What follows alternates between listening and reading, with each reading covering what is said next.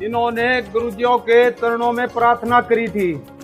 हक भाई हमारी गांव में बाढ़ ग्रस्त पानी भरा हुआ है और आप गुरुजियों के चरणों में प्रार्थना लगाओ कि ये पानी से हमारा छुटकारा हो जाए, हमारे बच्चे हम सब दुखी हो रहे हैं।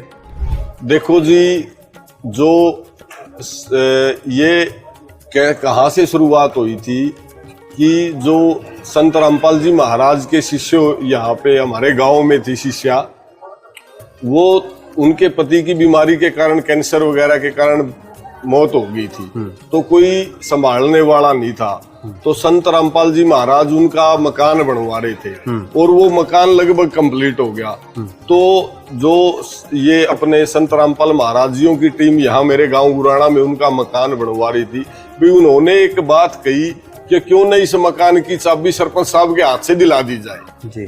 ठीक है, तो सरपंच साहब वहां पे पहुंच गए। तो सरपंच साहब ने एक हंसी मजाक के तरीके से ये बात कही होगी शायद कि भाई एक मकान तो कोई भी बना दे, मेरा तो गांव बाढ़ से पीड़ित है, आप गांव का पानी उतारो।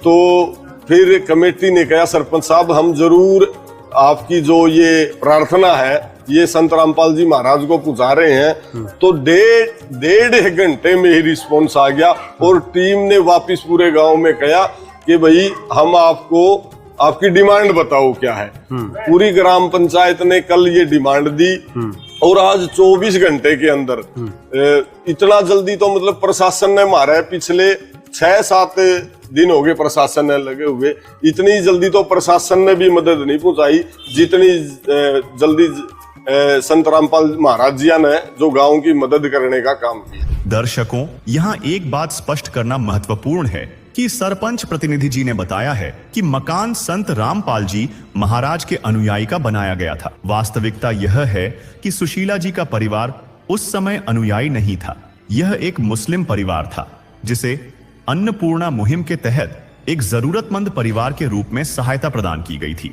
बिना किसी धर्म, पंथ या संप्रदाय को देखे।